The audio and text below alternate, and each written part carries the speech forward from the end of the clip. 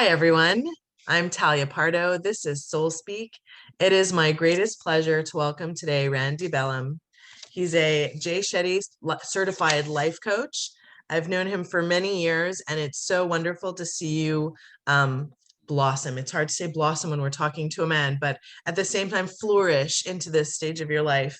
And you've been very inspiring to me as well, because when I decided to step into the life coaching and mentoring world, I was in touch with you first, and you really gave me quite a great encouragement and push to go for it, right? So I want to thank you for being here today, and I'm so excited to have you here to share what you do.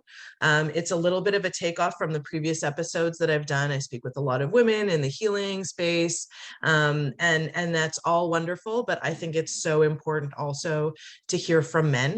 The balance, I'm a very strong believer that feminine, masculine need each other to balance each other out, and that we each have gifts to contribute to each other and perspectives to share that help fill our world, enrich our world, right? So yes, women need each other, men need each other, but men and women need each other as well. So I'm really excited to have you on today.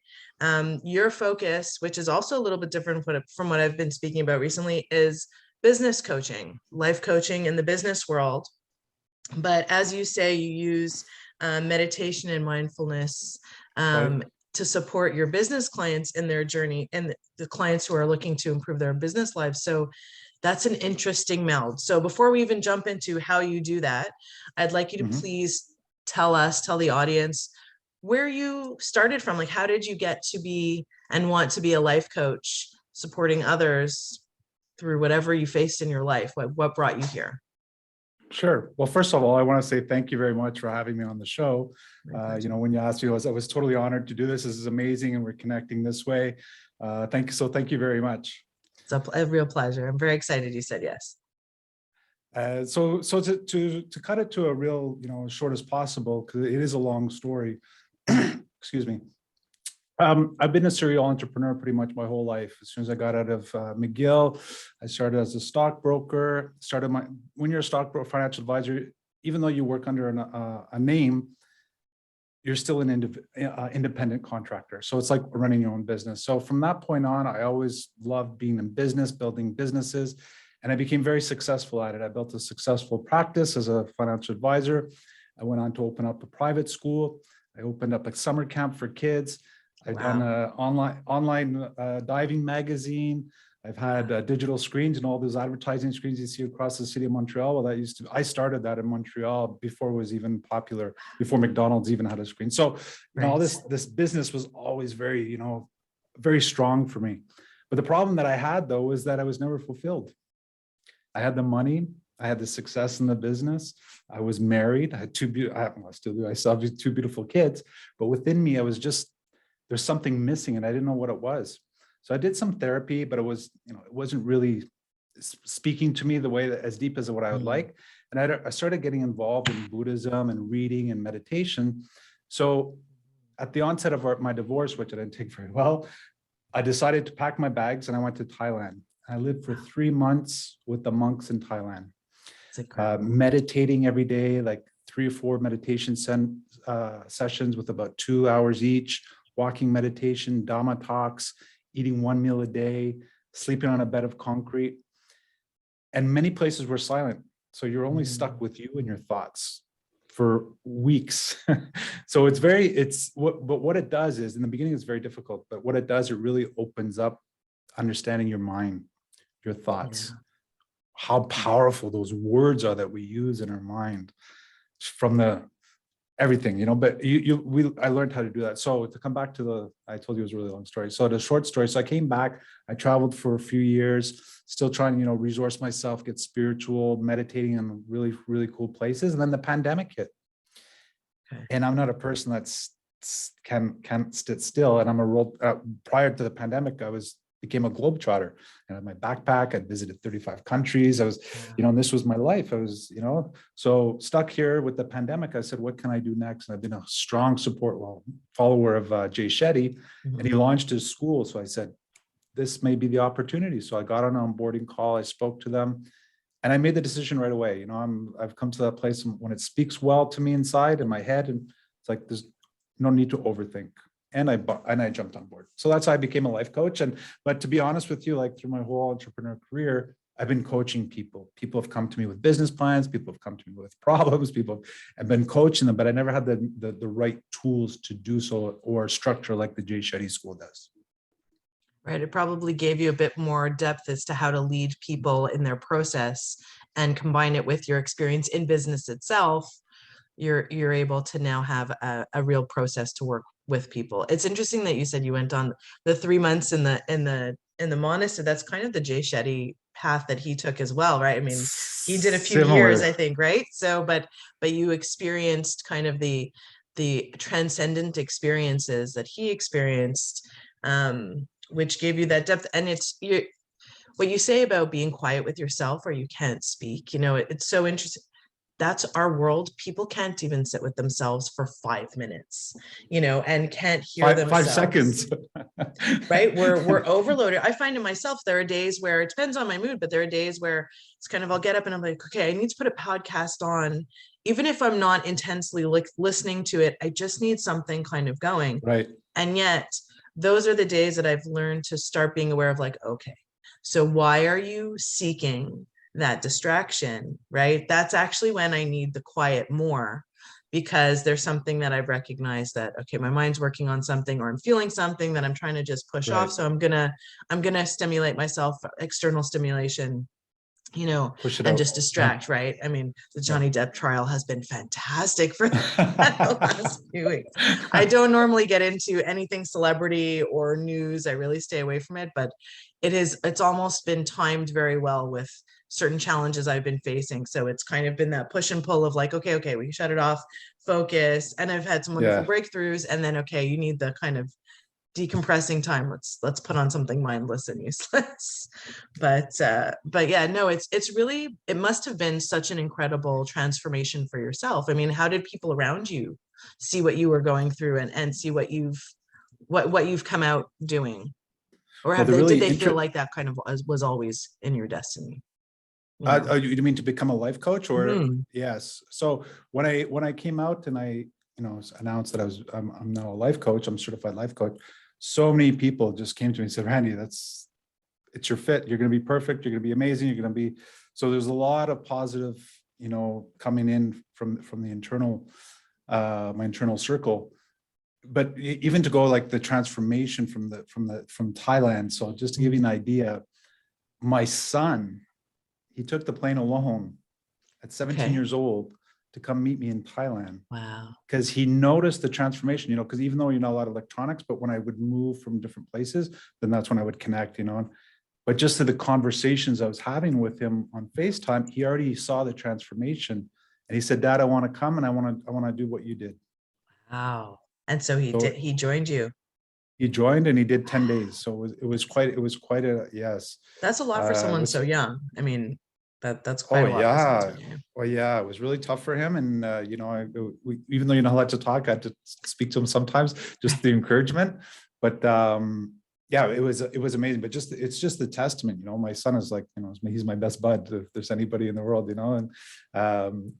and my daughter, of course. But anyway, so he came down to see me, and that was a really big testament in terms of he saw the change, So I was like, wow, because when you change, like you feel it, but it's very gradual. So but now years later, people that I cross, they're like, many people don't even recognize me.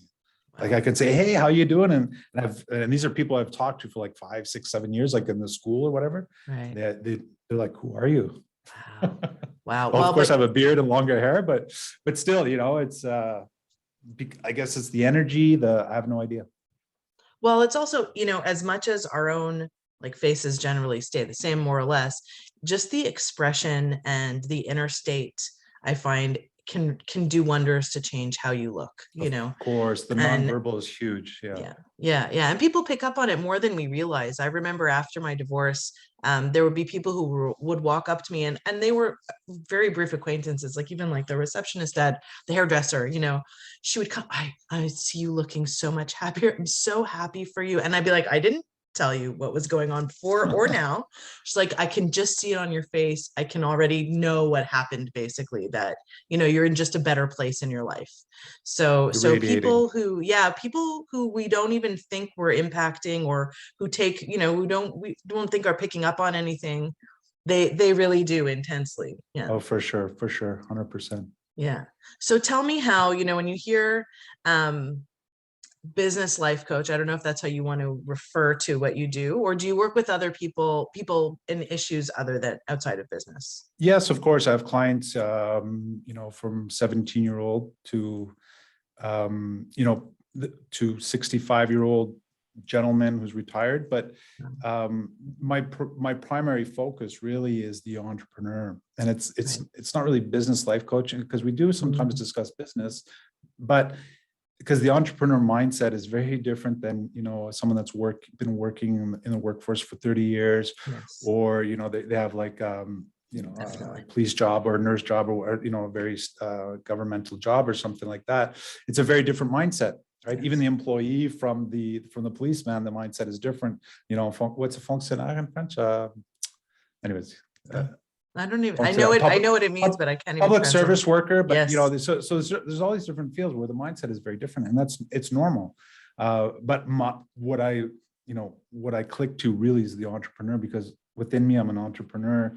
I love the stories. I love the success stories. I love seeing what makes people tick. And that's a big question that I ask almost in all my discovery calls, especially with entrepreneurs, is what makes you tick? What's your purpose? What gets you out of bed? And I would say 99% of them, actually, I would say 100% of them, all of them, they don't know, they can't answer that question. So that's where I feel that I had a lot of value, is that I'm reaching people that were in a similar state as me, where they had everything, but felt unfulfilled, still felt like I don't have enough yet. And it's a common recurring theme. Like, I don't know if I should bring up his name, but Will Smith, I read his book over the holidays, and, in his journey for many, many years, decades, he was unhappy. He was the biggest rap star, the biggest movie star, completely unhappy and completely lost within himself, where he had to get out of this environment that he was in. And he went to a retreat style, like Thailand, but it was in the Caribbean somewhere. And he had to stay alone and just be alone with his thoughts and figure this out for himself. So, I don't think anybody's immune to this feeling. As we hear from when we're born, money doesn't buy happiness. You have to live with purpose. And I think, Jay Shetty started with his podcast on purpose. Tony Robbins, which is another big name, he's like, it's all about purpose. So it's super important. Oh, it really is. And it's so interesting. It's not what we're taught growing up, right? Like, I think we're brought up with get your good job, and fill in the structure of what today's life is supposed to do. And that will bring you happiness and contentment and all that. And, kind of in the practical way of speaking, okay, right? You do need to find a way to support yourself, and family is very important, and all of those things. And hopefully through those avenues, you will find your purpose. For some people, it's their family. For some people, it's their job. But the element of purpose isn't brought into the discussion. But that's Right. like, I think that's what's missing. It's just not brought into the discussion when we're kind of projected and told as children about what we're supposed to look forward to. Oh, In life, 100%. right? I mean, I found it in an elementary private school, so I know from the ground level of what's going. Of course, it's private. We'd like to think that we offer something better than what the public system offers, and that's why people pay the price. I'm no longer in this school, so there's no. But it's so amazing that you founded a school, level, because people don't even do that these days, right? I mean, the schools that are there are kind of the schools that are there. So that's incredible in itself. It's so innovative. Right. Yeah, it was a long journey. It was a 3-year journey just to get the doors open. But getting back to the education of it, it's absolutely true. We teach our kids mistakes. Don't make mistakes. Right. I think that's where, by making a lot of mistakes, that's when you find yourself and you learn the right things. But we're taught, even, we grew up in the same very similar schooling system. you have to find out what you want to do. You have all these tests that you have to do, and the failure rate, and if you don't do good, you're in trouble. If you don't act right, you're in trouble. Which all it does is, for a large portion of the kids, is we're hammering on their heads. Yep, I agree. If we use the Pareto principle, you have 20% of the kids that are, they're A+ students, or they're very good students. They never act up. But then you have 80% that are like in the circle of, and then all the forms start coming. Okay, well, you have to go see a psychologist. You have to get, an evaluation. There's something wrong with your kid. There's something wrong with your kid. Okay. And sure, the evaluations do help because you get tools, but still at the end of the day, we're living in a society of just performance, and we get that performance. How many stars or actors do you know that have killed themselves? Oh, so much. I mean, yeah, absolutely. Because there's no they've made it. Yeah. And then it's empty. Robin Williams, Anthony Bourdain, just those are two huge names. What was the lead singer of the band? Anyways, doesn't matter. But so at the end of the day, it's very important we should be teaching this to kids. So you're absolutely right. Yeah, there was two. The one is, I just saw an interesting little clip of Jim Carrey very recently, and he said, they were asking him, he said, I'm retiring, and they asked him why, and he said, I don't think you're going to hear from many people in my industry. He's like, I just feel like I have enough. He's like, I want to fill my days with the things I want to do. It's like, I like to paint, I like to go for walks. He's like, and I have enough. So I don't feel the need to push him. But he's such a unique voice in that industry that would even say that out loud, and absolutely. While you're speaking about the kids and the 20%, it's so interesting. I see it in my own children, and maybe you see it in yours. So my oldest daughter is oldest kind of stereotype, right? She's very driven, especially since she started high school. She loves her high school. So she's very driven to succeed, and her marks and everything. And she's already knows what she wants to do in her life. And that's wonderful. And I support her, that's great. And she came home today, she's in grade 8, and said that they had a session. A certain teacher came in to talk to them about deciding what they're going to do with their lives, like now. I'm like, but you're 14. Like, it's great for us to talk about it at home. And I'm, glad you have this interest, but you're in school. You don't need to. And I had to kind of disabuse her of that notion where she was like, because mommy, then I'm going to have to take this class and I have to do this. No, it's okay. You just relax, you're not locking your life in forever, which is also a paradigm that's changed over these years, right? Because we've grown up with parents who, like, that's what they did for like 50 years, or most families, right? Like that kind of, I'm one thing and I've done it all my life. And over the last 2 decades, I think we've seen more where, like, it's okay to change your career completely, as you've done, as I've done. Us Gen X are switching everything up. Yeah, that's right. We're throwing everything in the air and being like, no, I don't want to do that anymore. But it's so much more in line with acknowledging the evolution of a person, right? Because then I see my younger daughter, and we did the testing, ADD, and she's a very different learner.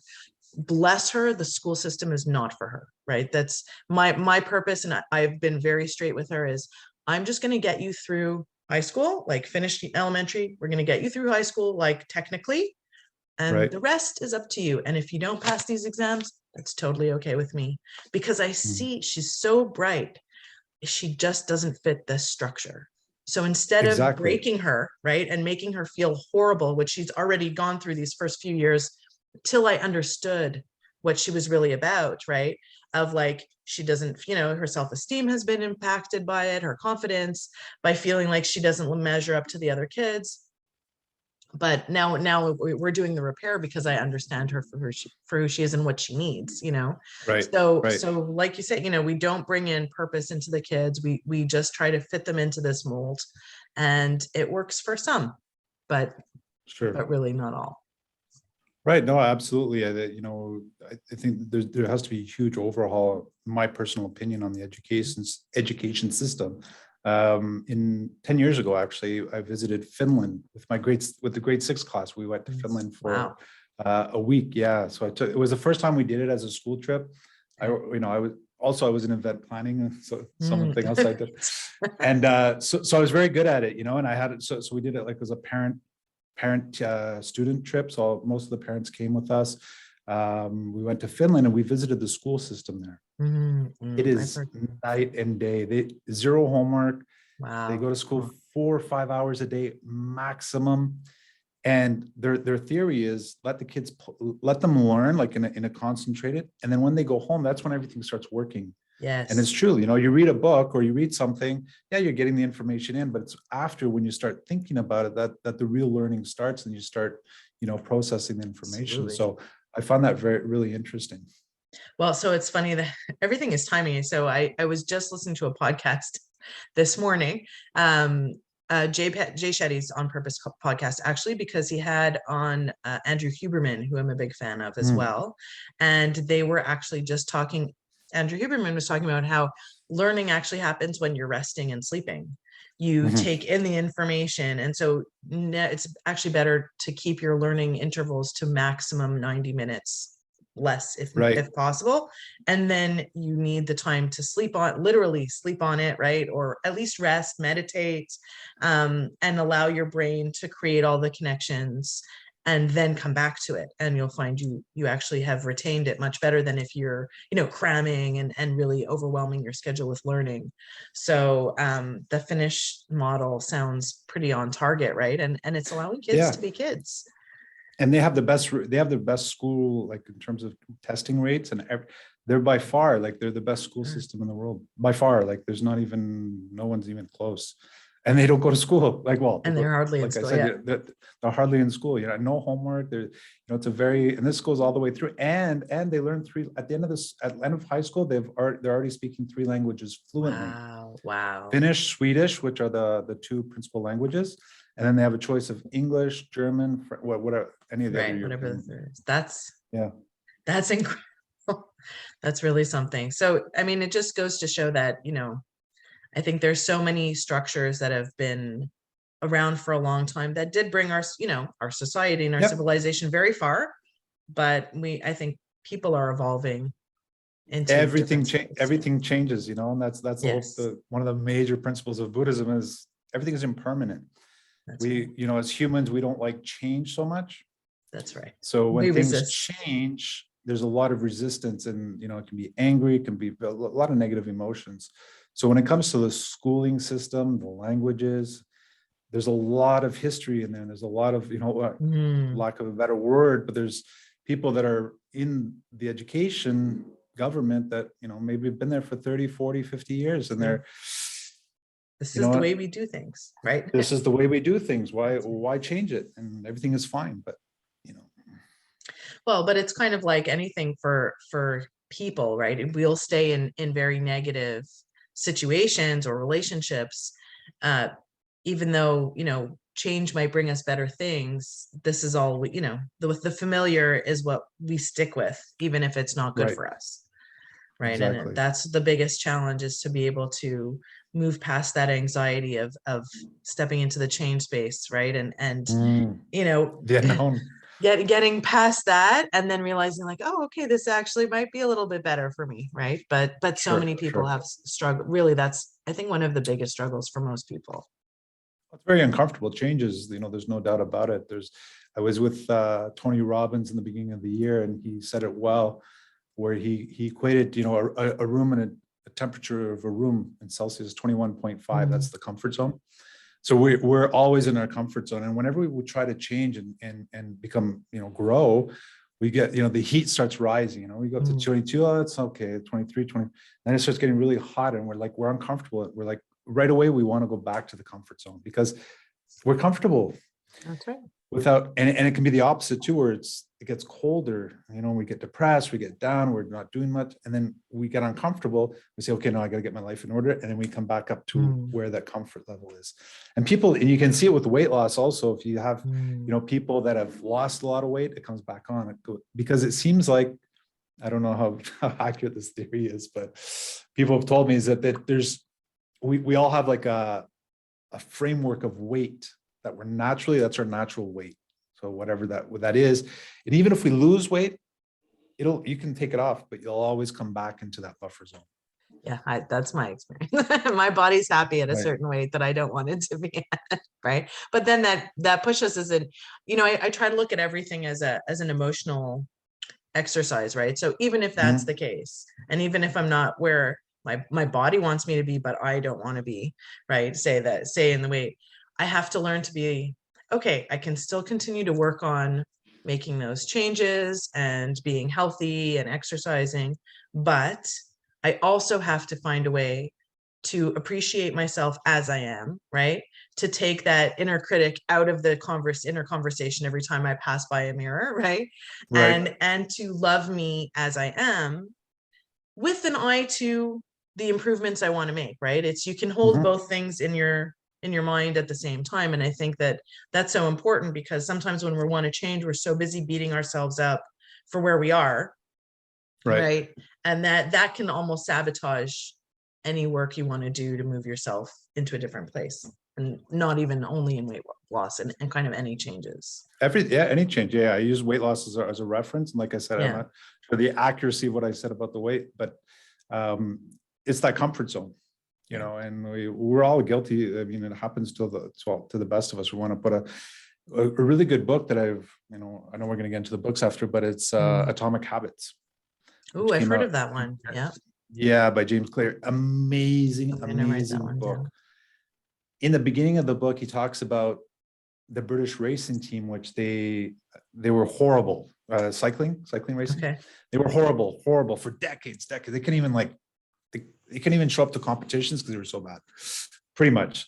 But then they hired this coach, and this coach said, "What we're going to do is we're going to change something by 1% every Mhm. single day." So they just did little changes.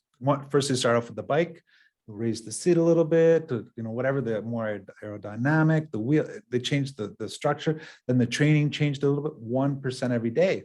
But because of my finance background, I know the power of compounding. So if you take 1%, the next day, 1% of that 1% is 2 point something, 2.1%, whatever that is. And then you add it on every single day for the full year. Well, that British racing team, they ended up being world champions at the Olympics. They won medals. They went to the Tour de France. They won. Yeah, and it's just but it's about the atomic habits of, and that's what gets us, I feel, is the best sound way to get us through that discomfort, because you're only changing that 1%. Right. So a lot of times with my clients, you know, and I never give advice to my clients, as you know, and it's all about open-ended questions. And you know, and I'll ask them that you know, let's say they want to read 1 hour every day. They want to start reading. So I say, okay, how many hours can you read in a day? How many hours would that look like? Oh, 1 hour a day. Okay. Every day? Yeah, I'd love to read every day. Okay. How many times can you do it this week? Oh, 7 days. I go, wait a second. You're setting yourself up for failure. Yes. If you give 7 days and you miss once, twice, You're done. then you're going to probably give up. Because you're going to say, I can't do this. Give yourself a goal that's very easy and you know 100% you can do it. Okay, I can do it twice. Okay. And that's how we build. That's right. And you know, it's true. And the comfort, and that's so it keeps us, even though the comfort, it lowers down the discomfort when we're getting out of the comfort zone. Right. Oh, well, I mean, and that's the only way you can make lasting change, right? Like you said, if it's too drastic of a change, either you give up and then you failed, right? Or it's like such a shock to you that it's nothing that you can maintain, and then you decide it's nothing you wanted to do either, right? But it's Exactly. those small incremental. It's almost like the analogy of the frog in the soup, right? If you increase the heat very, very slowly, it won't realize it's being boiled, although it's a bit of a negative one. But but if you increase the heat right away, it jumps right out of the pot, right? So Right. it's that we're the same. If we change things incrementally, and so is that the kind of thing that you do with your clients in terms of if they want to improve their business? Yes, of course. You know, it all depends what comes to the table, but you know, when it comes to in business terms, you know, it can be from a leadership perspective, how to talk to my employees, to you know, raising money, to you know, managing. You know, I have a female entrepreneur. She's a mother of 3 kids, and she's, you know, you're a mother as well. You know, like all the responsibilities that come with it, even though, you know, she doesn't have that much support from her husband. So and to manage all that, you know. So that's where we bring these 1%, and it's very, it's very important because you look at the schedule, it's full. It's like my kids have this. I have this, and I got to go to work. I run a business. My husband, this. So it's 100% full. So that's why the 1%, even 0.5% change, like what one little change can you do that will improve your life, but you can continue to do. So we do that. And the other thing also is to check the mindset. And I dive into that because oftentimes when we get that feeling of, we all know it, where we want to procrastinate. It's that I'll do it tomorrow. It's that inside of us, and it's so uncomfortable. And normally we listen to that, we just push it off. Right. But I try to coach my clients also to watch out for that mindset and change your state. Tony Robbins also talks about that, about changing your state. So, I don't feel like this at all, and then bang, I'm ready to do it. Let's go. Right. You're almost triggering your nervous system to flip a switch and get excited. Exactly. Mel Robbins, I don't think she's related to Tony, but Mel Robbins also has I think it's the 4-second rule or the 5-second rule. Yes. And I think she has a book on that as well. Yeah. I read that book. 1, 2, 3, 4, just 5, go. Yeah, that's really great for the procrastinators, definitely. What I found too is I make lists. They help me. I have a big issue with focus. So it's very important for me to maintain a list of things I need to do every day. And I keep the priorities at the top and the things that can wait at the bottom. And it's always on rotation, this list, right? Some things carry over the next day, some things I get done, but I always try to make myself do one thing that I really don't want to do. Like the one thing that I really didn't want to do this. This is the one thing I'm doing today. And it's kind of like, then you can do anything else, right? And then do all the fun stuff or the things I really enjoy. But it's that a bit of like the reward system of, getting yourself to do something and then, not overwhelming yourself with the discomfort of it, but just enough to kind of get it accomplished. Yes, it's a very powerful practice. Congratulations on doing that. Because because it's true. It typically we'll do the last thing, the thing that we really don't want to do, we'll do it last. Yeah. And then it doesn't get done. And then it does. Well, that's what I was going to say. I used to do that because I would at least put it on the list, right? but then it just wouldn't get done because it would kind of always get pushed down. So I realized that I have to just do it, get it done, and get it out of my way. There are so many different techniques to get people motivated, right? And so it's so interesting that you use the space of mindfulness, like the personal and spiritual growth world, I guess, of coaching and healing in relation to entrepreneurship. So how do you connect the two when it comes to working with someone in their business?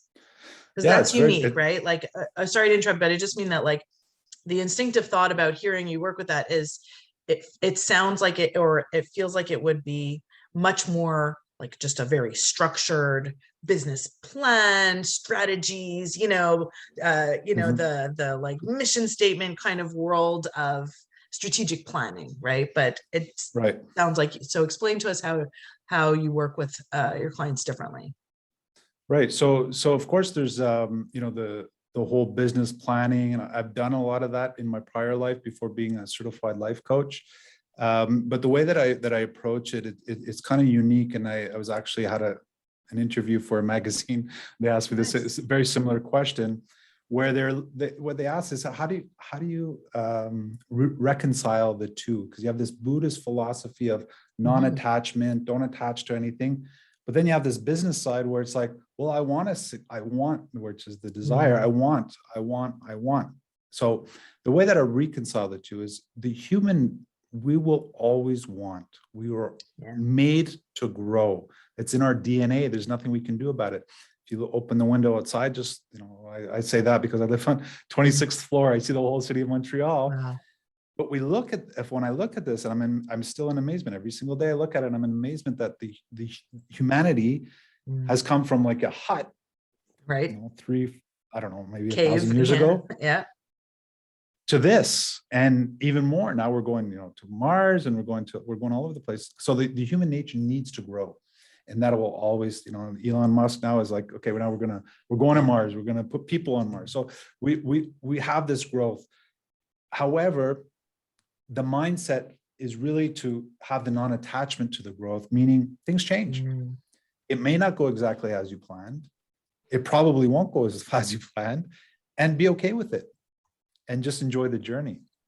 And I think that's where the enlightenment comes, because a lot of these business owners, like I said, are they're already successful.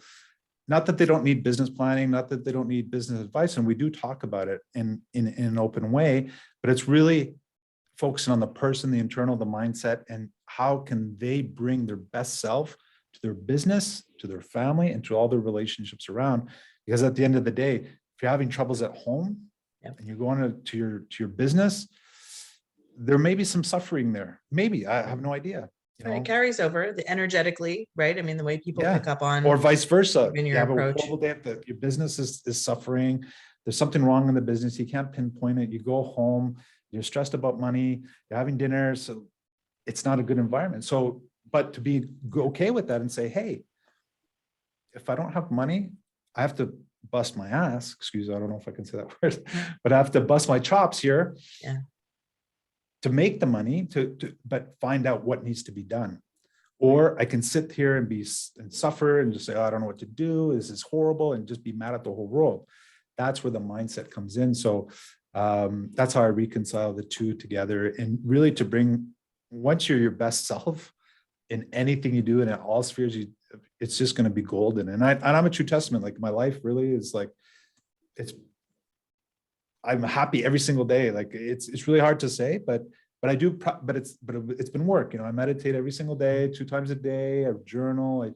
But I really, now, when a negative feeling or emotion comes in, because I know that it's the thought that creates the emotion. So I go right away to the thought. What am I thinking? Why do I have this stress? What am I thinking? Oh, I'm thinking about an old story, or I'm creating this story about some conflict I may have or something. And I say, that's not true. Go back and then focus on the beautiful day, birds or whatever, come back to the present moment. So, but it's a practice, it takes time. But at the end of the day, that's my goal with my clients, is when they walk into every day of the business. I mean, of course you're gonna have bad days, but is to like really just come in and just say, hey, what's up, everybody? It's all good.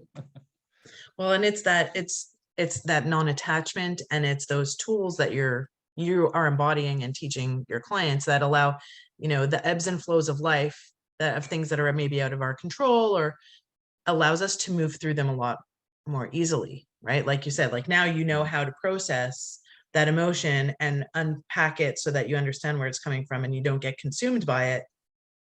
I've had the same experience myself. And so now I know, oh yeah, okay, I know what this story is, right? Like and we have the tools to move ourselves through it so that it doesn't take us over, right? There's no, right. I don't know that we're ever kind of going to reach a point where nothing ever bothers us. I think, and that's just how I think it's really just more about how we move through them, how we process it, how we extract ourselves from that old pattern or that old mindset. And it's that, you're either, it's so great that you said that about you're either reliving an old story or you're projecting a conflict in the future, because that's where so much of our own suffering comes from, right? We're either living in the past and reliving unhappy things, or we're projecting how something can go wrong. And what I've learned is that has been it's very tied to stimulating the stress hormones in our body, right? Like our bodies have gotten so used to thriving on cortisol and adrenaline and all of that, we are almost, we're provoking ourselves to have the physical reaction so that our brains can get those chemical dumps, basically. Right. And that helped me so much to understand that as well, because I lived so long in past and future.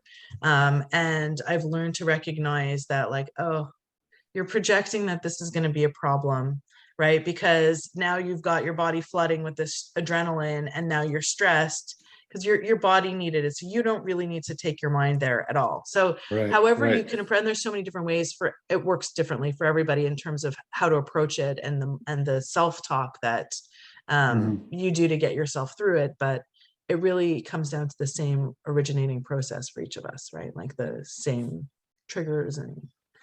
Right. Absolutely. And, and you nailed you hit the nail on the head. when you said that the emotional component of all this is rooted in, I would almost say, an addiction. Oh, definitely. I don't want to say that word because Right. but because if you look at the negative emotion that like, whether it's tears, whether it's anger, it's very strong, super, super strong. Like, it's like you're tense up. But when you're super happy, not excited, like there's excited, like I'm going on the run, but just happy, it's very calming. Yes. Oh, So the body is like, but this thing is so like energy, like there's so much energy, like even though it's negative energy, but it's so energetic. It's like, so our mind seems that it's always continuously looking for those to get those, like you said, the boosts of, definitely. Yeah. Well, I learned about it really when I read the book by Dr. Joe Dispenza of How to Lose Your Mind and Create a New One, something like that, where he really talks about, he's very spiritual also. He talks a lot about energy, but he also talks about quantum physics. He talks about the brain's chemical makeup and the wiring of it. And it just, that was really the clincher for me the first time that I recognized, like, oh my God, I am sending my body into intensive stress constantly to maintain these hormonal levels, these stress hormones, just for the brain fix. I'm torturing myself by doing that, right? And so once I realized that, that started me on the path of understanding, like, no, this is also bad for me, right? So, it does, because it does end up also having real physical effects over time, right? So high cortisol and adrenaline levels, there's adrenal fatigue, it can induce an inflammation in the body and diabetes. Oh my gosh. Like, right? Cancer. So yes, it can't, absolutely can't. So that's the thing, it's our mind and body connection. They need to be in harmony and in a positive, we need to align our body positively on the physical, biological level, as well as the spiritual level. Right. So yeah, that's so interesting. And I can't believe we're pretty much almost at the end of our time. It's been so great to talk to you, and so great to hear about all the wonderful work you do, and the beautiful work, the great things that you bring to your clients, because well, thank I you. really Thank love you for the this approach. opportunity. Yeah. Oh, it's a real pleasure. I hope we get to do it again. Maybe in a few months, we'll revisit some topics that we didn't get to talk about. I'd love to. It was a great conversation. It feels like we could have another hour. Oh, absolutely. Definitely. There's so much to talk about in this area, and you bring such a great element to it. So I'm going to ask you, I've told you that I've started a book list from all of my guests on a site called bookshop.org that supports independent booksellers. So I'm going to ask you if you'd like to share the book that you would recommend to the audience to take a look at, something that impacted you. Absolutely. So the book that I have, it's called Under the Bodhi Tree, and it's written by Buddhadasa Bhikkhu. And Buddhadasa Bhikkhu is a monk. He's deceased now, but he's one of the monks that started a Dhamma center for international people in Thailand, an English place where people could learn, be in silence, practice meditation. So, and he built this amazing complex of like in the forest, but he was like a hermit for 20 years. Oh, wow. Writing books. He's got, like, in Thailand, there's a library just dedicated to his books. Wow. Anyways, he's really revered over there. So why do I like this book in particular is because obviously I learned a lot from that, from my trip over there. But what he does is he really dives into the original texts of Buddha, what was written, and gets rid of all the religious stuff, gets rid of all the, he cleanses it out. So it's just these words that can be applied to, any religion. It's not even religious anymore. It's really all about what he calls codependent arising, which is just attachment. It's another word for attachment, and how we attach as soon as we see something. There's an attachment. Yes. And then we decide right away: do we like it? Do we like it? Is it dangerous? Is it safe? Is it this? Is it that? A lot of times the judgments are wrong, but then we form our biases around that. So these attachments, whether they're real or not, we just do it. So that's what I find is really interesting. And then he talks about how to get through it through meditation, et cetera, et cetera. So it's an excellent book. Highly recommended. That's amazing. Did you get to go to his center? I did. I spent that's one of the places my son came. I went there twice. So this place, it's a 10-day retreat.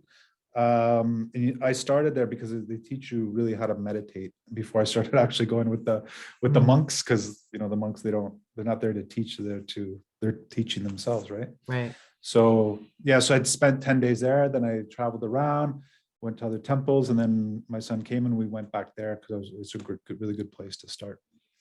That's awesome. Thank you so much for sharing that book. That's incredible. So I'd like to ask you to share as well with the audience where people can find you if they'd like to reach out to you for coaching. Sure. So my website, randybelham.com.